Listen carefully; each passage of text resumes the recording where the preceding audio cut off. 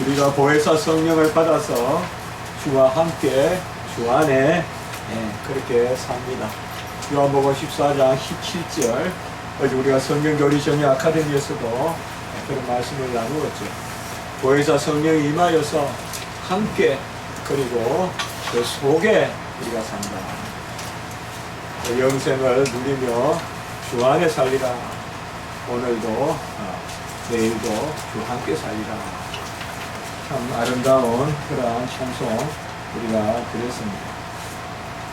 오늘 말씀에 보면 예수님께서 우리가 소위 대제사장적 기도다라고 이렇게 말씀하는 요한복음 17장의 말씀인데, 요지는 간단합니다.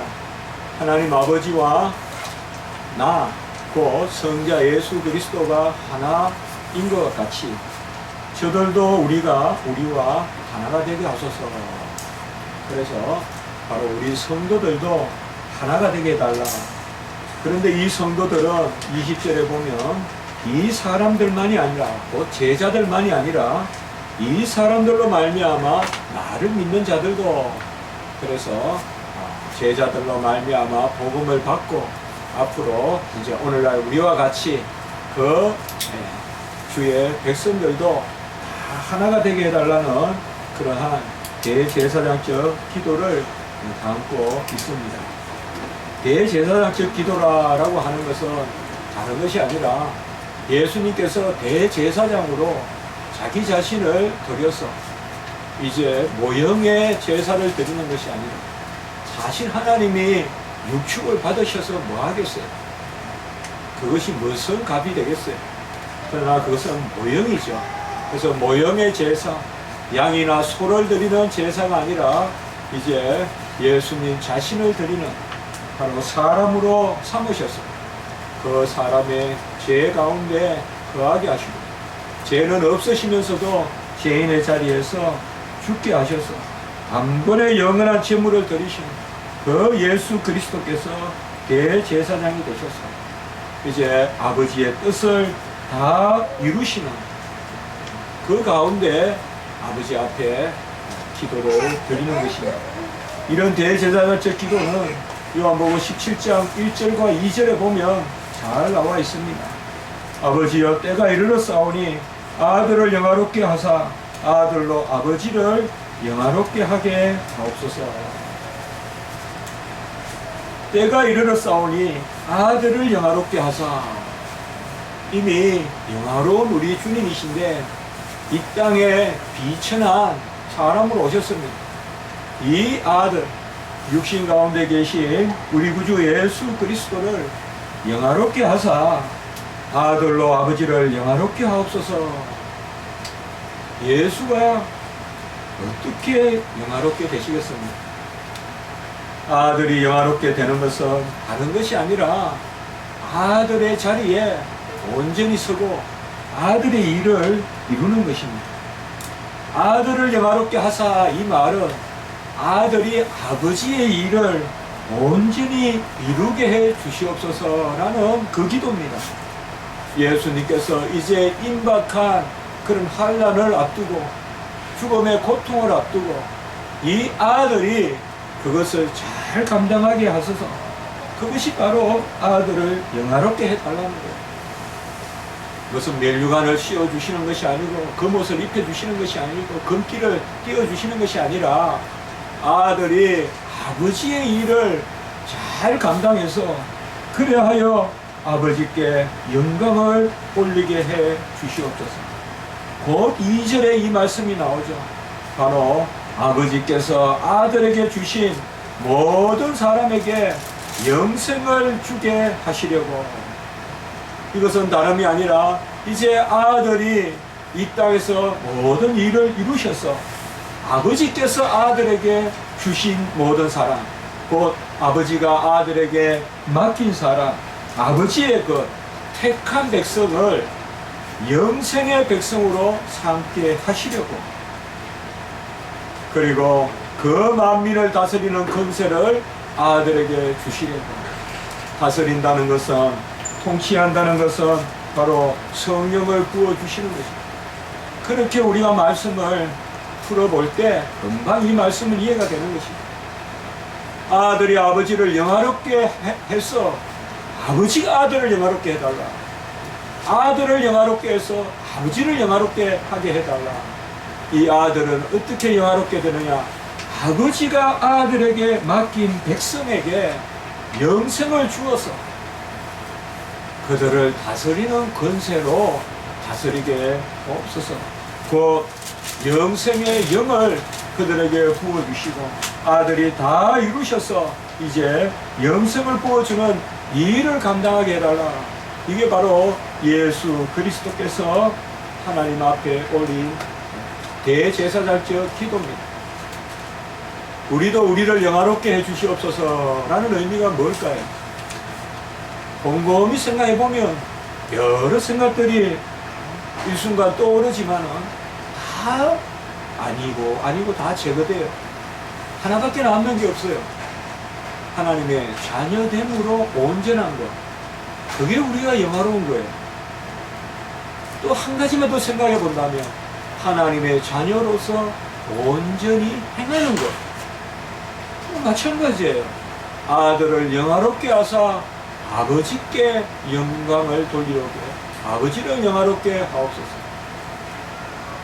바로 그 아들의 영화로움, 그 고통, 그 고난, 그것이 아들의 영화로운 길이에요. 영광스러운 길이에요. 고통의 험한 험로가, 그 험한 풍파의 파도가 바로 영화로운 길이에요.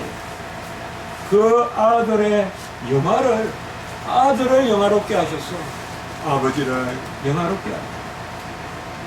영생은 하나님의 자녀로서 영원히 사는 것입니다. 그냥 사는 것은 영생이라 하지 않았습니다. 하나님의 자녀로서 사는 것을 영생이라고 합니다.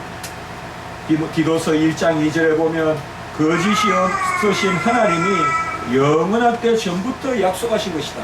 지난 주간도 말씀을 잠깐 제가 소개했습니다.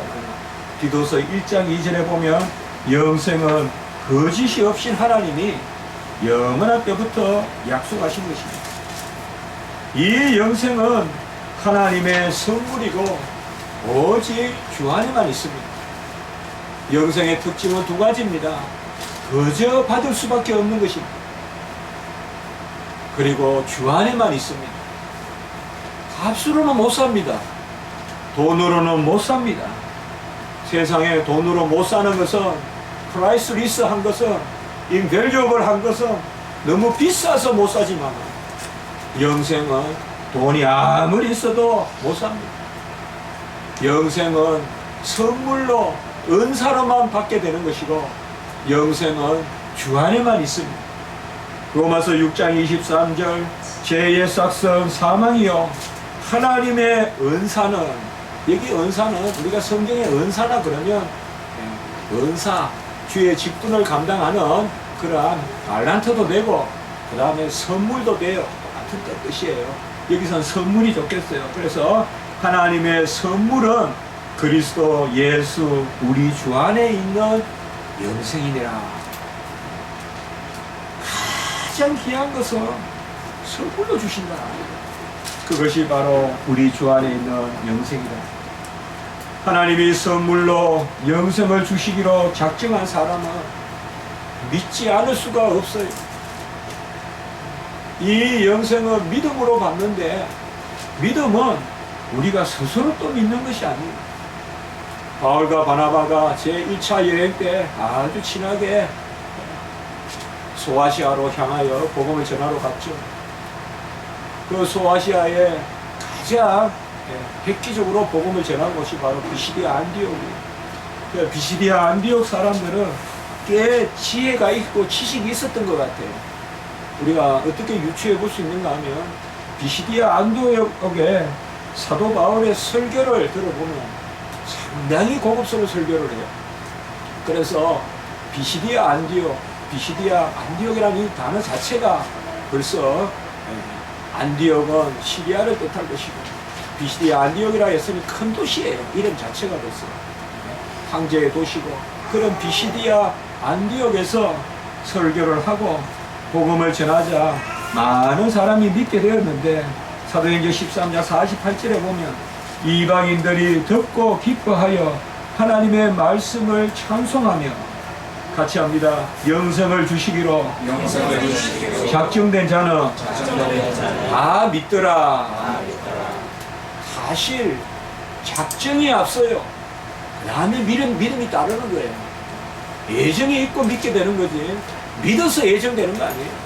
믿어서 작정되는 거 아니에요. 영생을 주시기로 작정된 자는 다 믿더라. 예수님이 이 땅에 오셔서 자신을 영화롭게 해달라는 것은 이제 죽고 부활하시고 성천하셔서 그 영생을 우리에게 성령으로 부어주시는 그 일을 감당하게 해달라고 아버지께 기도드리는 거예요. 그리하여 아버지를 영화롭게 해 주시옵소서.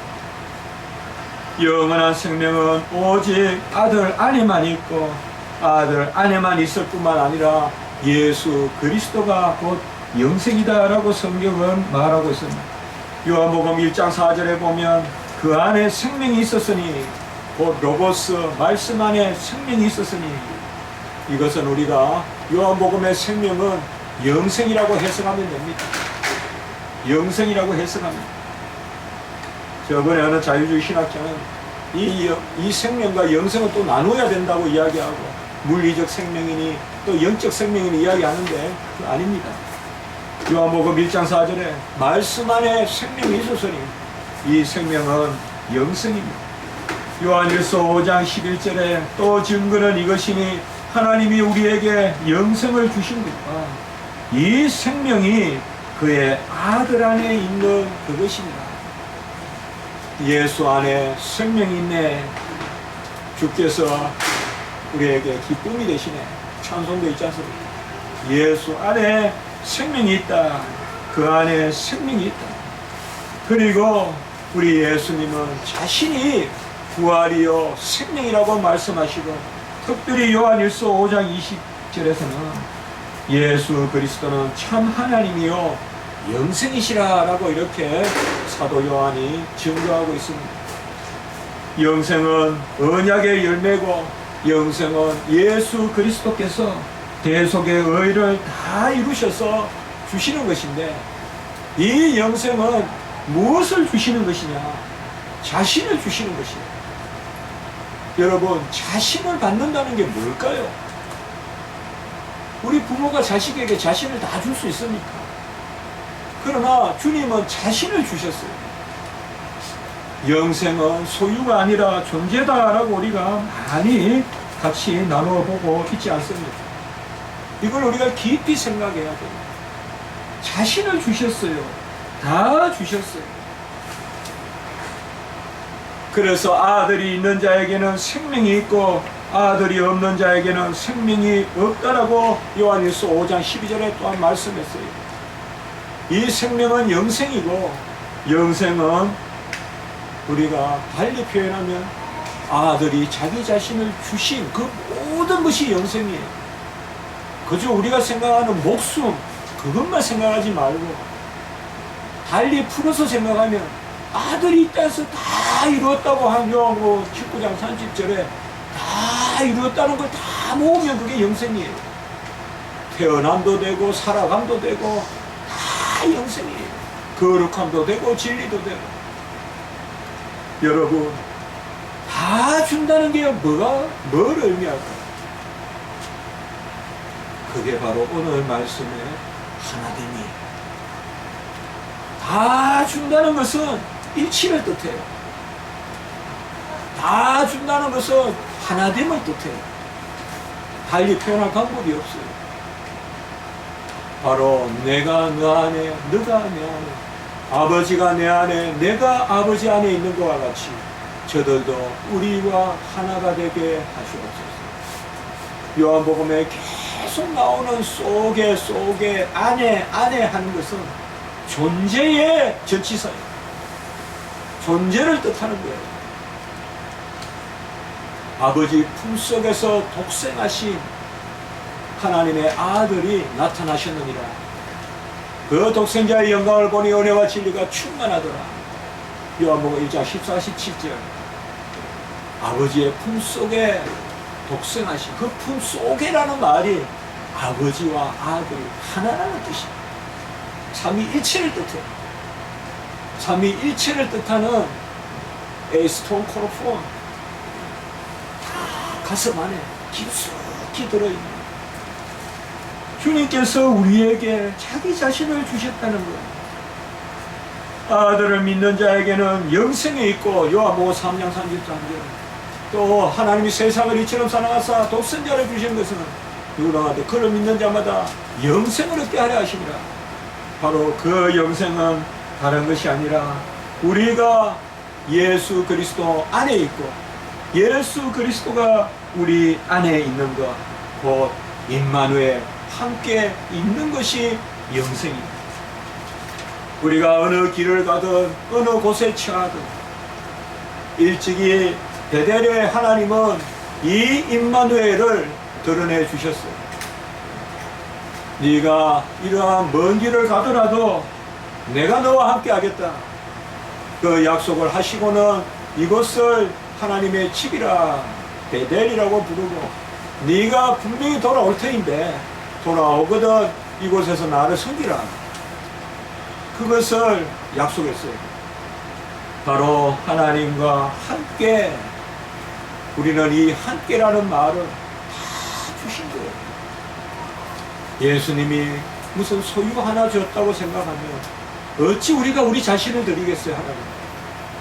예수님이 자기 자신을 주셨기 때문에 우리도 우리 자신을 드리는 거죠. 그걸 순교를 하는 거죠. 로마서 8장 17절에 자녀이면 또한 상속자, 하나님의 상속자여 그리스도와 함께 상속자다.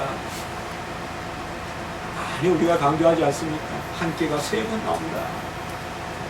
에베소 3장 6절에도, 에베소 2장 5절 6절에도, 그리고 요한계시록 21장 4절입니까? 거기에도, 그리고 로마서 8장 17절에도 함께가 3번씩 나와요. 골로새서도 또 함께가 3번 나와요. 이런 함께가 뭐냐? 주님께서 우리에게 자기 자신을 다 주신 거예요. 여러분이 자꾸 영생이다 이렇게 이야기하면 자꾸 물리적인 삶을 생각해요. 우리의 생명, 이것이 좀 더 길어지는 것, 그게 영생이다, 그렇게 생각하지 마세요. 예수님이 자기 자신을 다 주신 것이 영생이에요. 그래서 우리는 이미 영생을 맛보고, 아까 찬송도 있죠. 너무 좋은 찬송, 영생을 맛보며 주와 함께 사니라. 영생을 맛보며 우리가 이 땅에서 이미 사는 거예요. 죽어야 영생이 있고 하는 게 아니라 이미 영생이라는 것은 예수님의 모든 행적이 다 내 안에 역사하는 거예요. 그게 바로 영생이다. 로마서 6장 3절에서 5절까지 보면 그의 죽음에 합하여 하나가 되어서 옛사람이 죽고 그의 부활에 합하여서 우리가 또한 새 생명으로 행하게 하려 함이라. 요한복음 로마서 6장 4절 특별히 새 생명 가운데서 행하게 하려 합니다. 우리가 금방 찬송 들은 대로 새 생명 얻음모, 참 영감 있는 그런 감흥이 있는 찬송. 나 이제 주님께 새 생명 얻음모, 이전은 지나고 새 사랑 이루다. 바로 새 생명을 얻었다. 주님께서 모든 것을 주셨습니다. 모든 것을 주셔서 우리에게 영생의 자녀를 삼아주셨습니다. 어떤 소유가 아니에요. 육체가 아니에요. 영혼이 아니에요. 우리 자신이에요. 우리 자신을 위하여 주님께서 다 주셨습니다. 날마다 옛것을 죽이게 하시고 새 것을 살려주시고, 날마다 우리가 거룩에 동참하게 하시고, 날마다 빛의 자녀로 살게 해주시는 것입니다. 주님은 빛이요, 우리는 주님의 그 빛과 함께 있으므로, 참빛이신 주님과 함께 있으므로 우리는 빛의 자녀로 살게 하시는 것입니다. 성경은 이것을 부부가 알듯이 아는 것이다 라고 표현했습니다. 바로 함께 있는 것, 그 안에 있는 것, 영생, 이것을 성경은 다른 말로 부부가 서로 아는 것, 요한복음 17장 3절에 영생은 유일하신 참 하나님과 그가 보내신 자 예수 그리스도를 아는 것입니다. 영생은 하나님과 그의 보내신 자 예수 그리스도를 아는 것이다 라고 말했을 때 길은 하나예요. 하나님을 우리는 알 수가 없어요. 예수를 알면 하나님을 아는 거예요. 곧 영생은 하나님이 보내신 자 예수 그리스도를 아는 것입니다. 부부가 왜 편해요? 왜 마음껏 옷도 갈아입고 또 등도 긁어달라 그러고 부부만큼 편한 존재가 없잖아. 이 부부 간에 쓰는 단어가 이 안다는 단어다. 바로 안다는 것, 요한복음 17장 3절, 이것이 바로 존재가 그 속에 있다는 것입니다. 이 안다는 것을 우리가 마지막 영생으로는 어떻게 해요? 마주 본다고 표현하는 거예요. 그래서 우리가 그때는 마주 본다는 것, 이런 것이 다 영생의 표현이에요. 존재의 표현이에요. 존재의 표현. 그저 머리로 아는 것이 아니라 인격적으로 우리 주님을 아는 거예요. 인격적으로 아는 거예요. 바람만 불어도 아는 거예요. 모든 지정의로 아는 거예요. 삶 가운데 아는 거예요. 호세아 6장 6절에 보면 나는 인애를 원하고 제사를 원하지 아니하며 번제보다 하나님을 아는 것을 원한다 라고 했을 때 여기 하나님을 아는 것도 바로 인애와 통하는 거예요. 헤세드, 다트, 바로 사랑과 하나님을 아는 지식을 뜻하는데 이때 지식도 역시 하나님 안에 있는 것입니다. 하나님 안에서 하나가 되는 것입니다. 함께 있는 것, 아는 것, 믿는 것, 영생, 이것이 다 우리 안에 역사하는데 우리는 바로 그 아들의 영을 받았기 때문에 그 영으로 우리가 하나님 안에 거하시는 줄을 안다라고 했습니다. 여러분, 주님이 우리 안에 거하시는 줄 나는 모르겠다라고 말하지 마십시오. 이곳에 앉아 있는 이상, 예배 드리고 있는 이상, 여러분들이 예배자인 이상, 애통하며 하나님 앞에 기도하고 있는 이상 우리는 다 하나님이 우리 안에 계시다는 것을 알고 있습니다. 육체가 부인할지라도 내 영혼은 알고 있습니다. 하나님은 무섭게 살아계심을 드러내십니다. 목회자가 기도하면 교회가 변화됩니다. 이제는 우리 십자가 지기 교회를 섬기면서 많이 그것을 체험했어요. 목회자가 연약할 때 예배 말씀 전하면 힘을 주십니다. 회복시켜 주세요. 낫게 해주세요. 그것이 바로 하나님이 우리 안에 살아계신 것을 알게 하시는 거예요. 뭐 지식 이거 너무 믿지 마세요. 감정 너무 믿지 마세요. 전인격적 반응을 하세요. 우리가 오늘 전인격적으로 이곳에 앉아 계시잖아. 나는 주님을 믿지 않아. 그게 틀린 거죠. 와 계시잖아요. 믿으니까 와 계시는 거 아니에요. 내 자신이 이쪽에 옮겨와 있잖아요 지금. 이게 바로 우리가 주님을 아는 것입니다. 요한일서 3장 24절 우리에게 주신 성령으로 말미암아 주가 우리 안에 거하시는 줄을 우리가 아느니라. 같이 합니다. 주님께서 우리 안에 거하시는 줄 우리가 압니다. 주님께서 우리 안에 거하시는 줄을 우리가 아는 것입니다. 오늘 21절에서 바로 주님의 기도는 그들도 다 우리 안에 있게 하사 아버지가 내 안에 내가 아버지 안에 이것은 삼위일체를 이야기하십니다. 성부가 성자가 하나됨을 뜻하는 거예요. A가 B 안에 이라면 B는 A보다 큰 것이고 B가 A 안에 이라면 A가 B보다 큰 것이지만 A가 B 안에 B가 A 안에 이러면 A와 B는 같다는 말이죠. 아버지가 내 안에 내가 아버지 안에 있는 것과 같이 그들도 다 하나가 되어 우리 안에 있게 하사 우리라고 했어요. 이 단어 대명사 우리, 바로 성부와 성자 안에, 성자가 성부 안에, 성부가 성자 안에 있듯이 성부 성자 우리 안에 그들도 있게 하사. 우리는 이미 이 길을 알고 있죠. 아들로 말미암지 않고는 아버지에게 갈 자가 없고, 아들을 영접하지 않고는 아버지를 영접할 자 없죠. 그러므로 성부와 성자가 하나인 것과 같이 우리가 성부와 성자 안에 하나가 되는 것은 오직 아들을 믿고 아들로 말미암아 하나가 되는 것입니다. 그리고 그들도 다 하나가 돼요. 자연히 그리스도를 믿으니까 그리스도 안에서 성도들이 하나가 되죠. 우리가 요한복음에 보면 바로 17장 11절에도 보면 거룩하신 아버지여 내게 주신 아버지의 이름으로 그들을 보존하사 우리와 같이 그들도 하나가 되게 하옵소서. 17장 11절에도 나오거든요. 두 번이나 이걸 말씀하시거든요.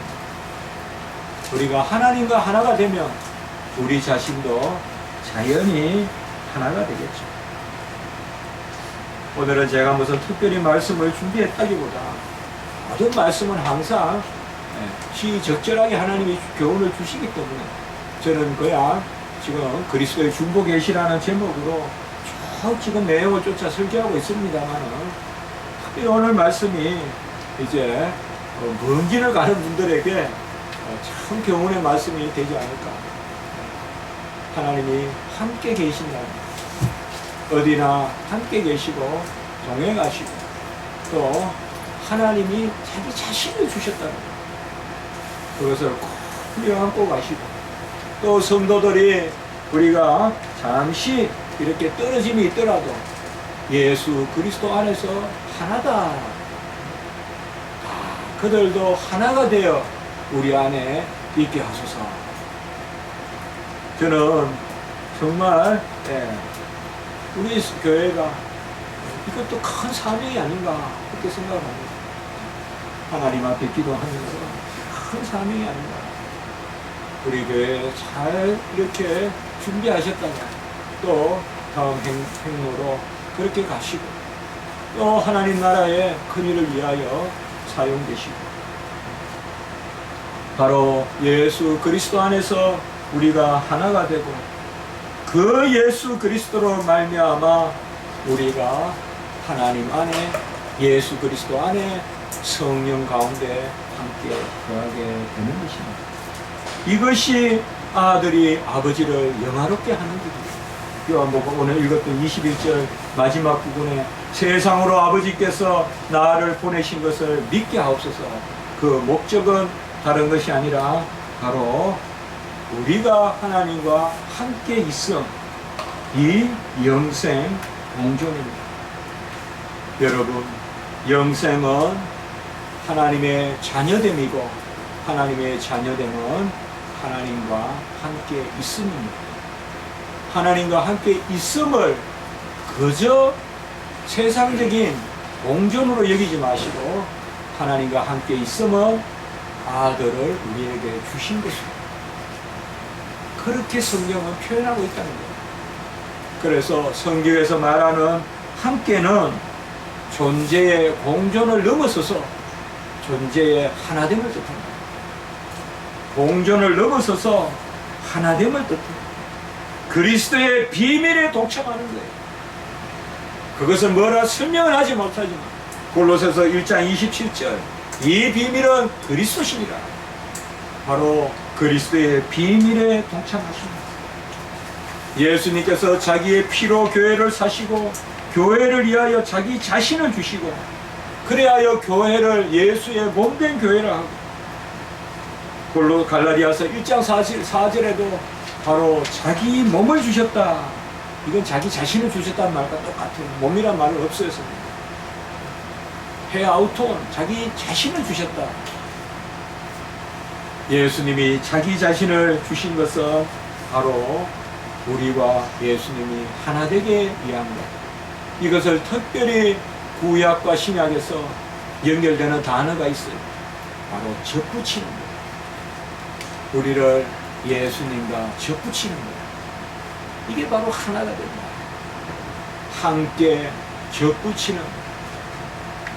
그리하여 우리가 예수님 안에, 또한 예수님이 우리 안에 거하게 되는 것입니다. 임마누엘은 함께 계심이고, 이 함께 계심이 성취가 되었는데 그것은 바로 속에 계시는 것입니다. 이제는 함께 계실 뿐만 아니라 우리 속에 계십니다. 언제는 주님은 우리 안에 계십니다. 우리 안에 계셔서 우리를 깨닫게 하시고 인도하시고 우리에게 힘을 주시고 우리를 영화롭게 하시는 것입니다. 바로 주님의 영이 우리 안에 계시고 주님께서 우리 안에 계십니다. 요한복음 14장 16절 17절은 보혜사 성령이 항상 떠나지 않고 너희 안에 너희 속에 거하신다고 했고, 고린도후서 13장 5절에는 예수 그리스도께서 너희 안에 계신 것을 너희가 알지 못합니다. 고린도 전후서의 결론이 이거예요. 엄청 싸우잖아요. 다투잖아요. 그러니까 딱 이게 결론이에요. 예수 그리스도께서 너희 안에 계신 것을 알지 못하느냐. 너희들이 이것을 깨달아라 이 말이에요. 주가 너희 안에 계시다는 것입니다. 바로 우리는 주님이 우리 속에 계심으로 오늘 말씀에서 세 가지를 우리가 간략하게 볼 수가 있어요. 주님이 우리 안에 계심으로 첫 번째, 우리도 주님의 영광에 동참해요. 그래서 그의 영광을 우리에게 주셨다라고 이렇게 말씀했어요. 22절. 아들이 이 땅에서 아버지의 일을 다 이루므로 아버지를 영화롭게 하는 것, 그게 곧 아들을 영화롭게 하는 거죠. 우리도 주님 안에 거하는 자녀로서 우리가 영광을 받는 것은 우리가 아들답게, 딸답게, 자녀답게 우리가 존재하고 행할 때 우리 자신이 영화롭게 되는 거예요. 여러분, 어딜 가시든지 하나님 앞에 하나님 앞에 나의 존재와 나의 행할 일을 충실히 하십시오. 그게 나를 영화롭게 하는 거예요. 미국이나 영국이나 다 똑같아요. 열심히 하나님 섬기고 주님 믿고 주를 영화롭게 하면 복의 근원이 될 겁니다. 그게 영화로운 길이지 무슨 술수로 머리로 안 됩니다. 영어 잘하는 거로 안 됩니다. 영어 한 단어 더 잘 말한다고 영화롭게 안 됩니다. 영화롭게 되려거든 기도 더 많이 하세요. 영화롭게 되려거든 더 하나님 말씀대로 사세요. 외국 가서도 도우려고 들으세요. 주려고 하세요. 받으려고 하지 말고 주려고 하세요. 외국 가도 나보다 더 힘든 사람이 있어요. 외국 가면 뭐 내가 최고 말단으로 힘들 것 같아도 거기 가면 저도 칼빈 신학교 기숙사 가니까 우리가 가난한 줄 알았더니 필리핀에서 온 선교사님은 식탁이 없어가지고 길에 떨어진 판자를 주워다가 그 위에서 밥을 이렇게 놓고 드시더라고요. 그래서 우리 집사람하고 둘이 일체 우리는 한국 사람들 교제하지 말자. 그게 무슨 의미가 있네요. 그런데 필리핀 그 선교사님 집에 가서 도와드렸어요. 말이도 없는 거지. 우리가 배웠어요. 그런 거를. 아주 만족하며 사는 거예요. 나중에는 온갖 걸 다 주워 모아가지고 그 집에 가면 없는 게 없어요. 그리고 그라지 세일하면 뭐 50센트짜리 이런 거 다 사 모아가지고 그 반선교사인데 어느 길에 생각도 안 날 거예요. 어느 친구도 있거든요. 힘도 있어요. 아모스 믹믹이라고. 큰애는 아모스고 동생은 미가예요. 그렇게 그 믹믹이라고. 그 사람들이 영화로웠던 것 같아요. 필리핀 선교사. 제가 영국을 떠날 때 한쪽에는 다 만기가 됐고 빚이 $1,000가 남았는데 아무도 모르게 누가 $1,000를 우편 배달부가 우리 집에 보내주세요. 누가 주셨습니까? 모른대. 절대 말 못합니다. 꼭 $1,000가 모자랐어요. 그 $1,000를 보내주세요. 그리고 우리가 영국 갈 동안 이제 거기서는 집이 빠지고 한 20일 있을 데가 없어요. 한국 사람 생각이 안 나요. 필리핀 선교사가 생각나요. 그 집에 갔어요, 우리가 다시. 그 집에 가서 방 2칸인데 한 칸을 빌려서 바로 원어기 마리아 또 집사람 저 넷이 그곳에 있으면서 또 간 김에 하나님이 다 이게 이래요, 이래. 예? 거기 간 김에 제가 그 옆에 홀란드 한 40분 되는 거리에서 살다가 거기 옮긴 김에 칼빈 헬리미트 센터 가서 약 20일 동안 죽도록 복사했어요. 그게 제가 영국 가서 영국 가니까 자료 구하기가 훨씬 어렵더라고요. 참 공부하는데 미끄럼이 됐어요. 또 복사하면서 자료. 우리 집사람은 애를 많이 먹었어요. 계속 종일 복사만 했어요. 여호와 이레 하나님은 우리를 영화롭게 하는데 절대 내 지식으로 내가 꾸민다고 그러니까 너무 걱정하지 마세요. 어디 가서 뭐 꽃이 되려고 하지 마세요. 파티에 꽃이 되려고 하지 마세요. 어디 가나 말쓰게 처하고 어디 가나 겸손하고 어디 가나 그저 여호와를 잘 섬기며 오늘 속에 거한다는 말은 예수님이 영광을 우리에게 주시고 24절에도 보면 아버지여 내게 주신 자도 나 있는 곳에 나와 함께 있어 아버지께서 창세전부터 나를 사랑하심으로 내게 주신 나의 영광을 그들로 보게 하시기를 원하옵나이다. 아버지께서 창세 때부터 아들에게 주신 영광을 우리에게 주시기를 원하나이다. 주님이 주시는 영광은 그 영화로운 백성은 격이 달라요. 세상의 어떤 영광보다 격이 달라요. 격이. 향기가 있어요. 오래 기억하고 싶은 향기가 있어요. 그런 향기로운 영화로운 백성. 두 번째 바로 주님 안에 거하시는 그 영생의 백성에게는 온전함을 허락하여 주십니다. 오늘 23절에 보면 그들로 온전함을 이루어라고 이렇게 말씀했습니다. 온전하다는 것은 완전하다는 것을 뜻하고 사실 완전하다는 것은 영광과 같은 뜻입니다. 여기에 온전함은 은혜 가운데 온전함이에요. 같이 합니다. 은혜 가운데 온전함. 이 말은 하나님이 주신 것을 감사하게 받고 주신 그것을 우리가 해치지 않고 살아가는 것입니다. 우리 성도의 자질의 온전함이 아니라 은혜의 온전함이에요. 주님 안에 거하시는 분은 믿음의 주여 온전케 하시는 이이신 예수 그리스도의 은혜가 임하기 때문에 우리도 온전히 거하는 것입니다. 온전한 제물로 자신을 드리신 주님께서 영원히 우리를 온전케 하십니다. 히브리서 10장 14절. 그러므로 두 번째 말씀, 우리가 어느 곳에 가든지 온전함을 추구하시되 은혜의 온전함을 추구하시기 바랍니다. 하나님이 주신 은혜만큼 살면 돼요. 우리 은혜만큼 살면 돼요. 그게 우리를 끌어올린다는 뜻입니다. 하나님은 우리를 거룩한 자녀 삼아 주셨는데 죄 가운데 뒹굴거나 그렇게 합니다. 아마 지금 길을 가시는 분들은 훨씬 더 하나님과 은밀한 교제를 해야 되는 길을 갈 것입니다. 더 망망대해와 같은 길을 가는 것이 아니라 더 골방으로 들어가는 길로 가셔야 될 것입니다.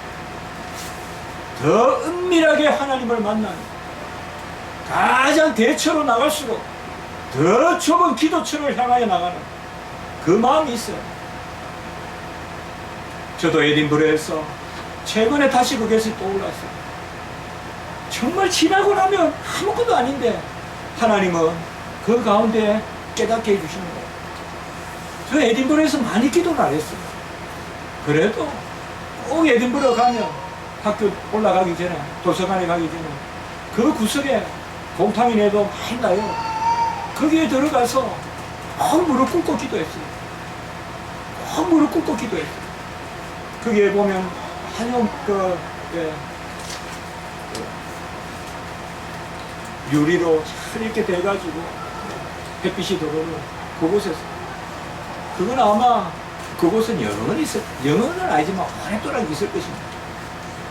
그 에딘버러 가면 다시 그곳에 빨리 한번 가보고 싶습니다. 여러분, 우리의 온전함은 은혜를 추구하는 것입니다. 세 번째는 함께 계심으로 영생을 가짐으로 하나님의 사랑이 우리를 떠나지 않습니다. 하나님은 스스로 계시고 스스로 움직이십니다. 스스로 계시고 스스로 자신을 드러내십니다. 하나님이 스스로 계시면서 움직이십니다. 그것이 바로 사랑입니다. 하나님은 존재적으로 삼위일체시고 일하시는 경륜으로 삼위일체입니다. 그래서 하나님은 움직이세요. 가만히 있는데 움직이세요. 안 드러내시는데 드러내세요. 그것이 바로 사랑입니다. 오늘 24절 나를 사랑하신 같이 그들도 사랑하시는 것을 세상이 알게 하려 하십니다 라고 이렇게 말씀했습니다. 주님은 이 땅에 오셔서 사람들을 사랑하시되 끝까지 사랑하셨다 요한복음 13장 1절에 말씀하시는데, 그러면 이제 이 땅에서 사랑을 다하시고 사랑을 그치셨나요? 아니에요. 요한복음 14장 3절에 보면 가서 너희를 위하여 그 치를 예배하면 내가 다시 와서 너희를 내게로 영접하여 나 있는 곳에 너희도 있게 하리라. 이것이 바로 영생이에요. 함께 있게 하리라. 그 치를 예배하러 가서. 이게 큰 사랑입니다. 큰 사랑. 주님은 이 땅에서 사랑하시되 끝까지 사랑하시고 이제 내가 올라가서 그 치를 예배하여 다시 와서 내가 영접하리니. 우리가 자주 그렇게 나누었죠. 영접도 우리가 하는 거 아니라고 했죠. 바로 내가 영접하리니. 예수님이 영접한다고 그랬어요. 내가 영접하리니 너희도 나와 함께 있게 하려 합니다. 이것이 바로 주님의 사랑을 뜻하는 것입니다. 주님의 사랑이 우리 안에 역사하고 주님의 사랑이 창조적 권능을 드러냅니다. 주님의 사랑은 있는 것을 증가시키는 사랑 정도가 아닙니다. 주님의 사랑은 없는 것을 만들어 주십니다. 아무것도 없을 때까지 기도하십시오. 그때가 기도의 응답의 때입니다. 아직 남아있으면 기도가 부족한 것입니다. 내가 없어져야 응답하십니다. 바로 주님의 사랑은 창조적으로 역사합니다. 아무것도 없고 나도 없고 너도 없고 주변도 없고 아무것도 없을 때 그때 하나님만이 홀로 계셔서 사랑이신 하나님이 사랑을 드러내십니다. 다시 그 자리에 가도 다시 아무 방법도 없는 그런 기가 막힌 웅덩이 속에서도 하나님의 사랑은, 창조적인 사랑은 우리를 건져내시는 것입니다. 여호와를 아는 지식을 힘쓰시고 인애를 원하시고 여호와를 아는 것을 원하시는 그 호세아 선지, 그 어려울 때 호세아 선지에게 다른 것보다 여호와를 아는 것을 원하고 영생은 여호와를 아는 것이 있다라고 이렇게 말씀했습니다. 이제 우리 모든 성도님들 오늘 말씀을 우리가 기억하면서 우리가 이 땅에 살 때도 어찌하여 우리가 영화로워지겠어요? 여러분들 어찌하여 가장 매력적인 사람이 될까요? 그게 영화롭게 한다는 뜻입니다. 주님은 기도했어요.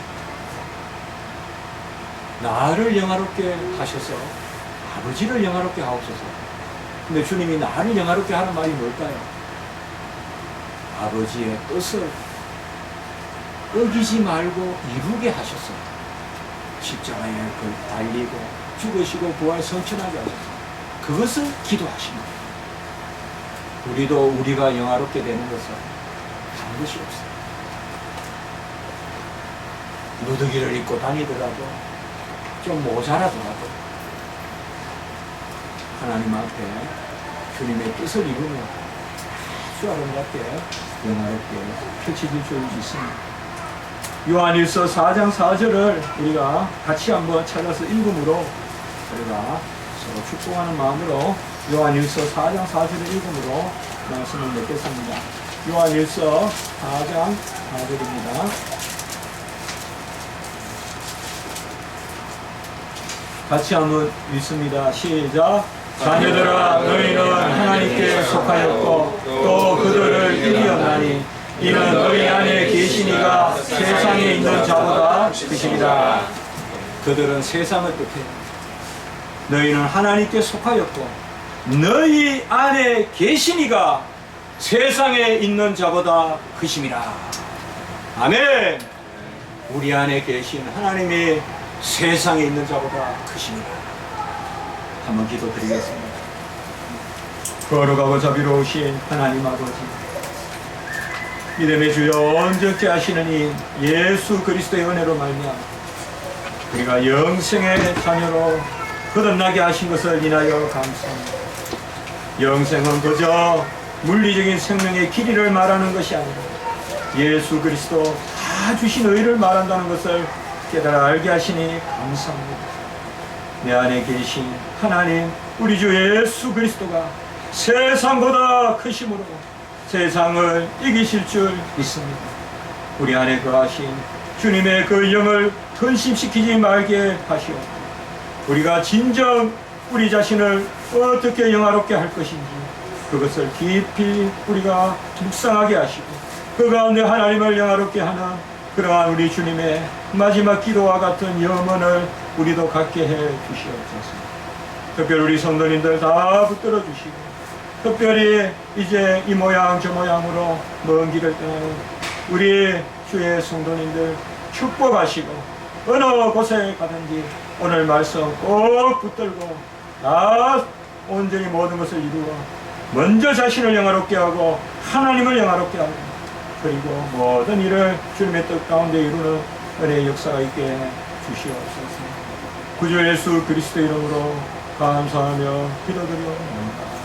아멘.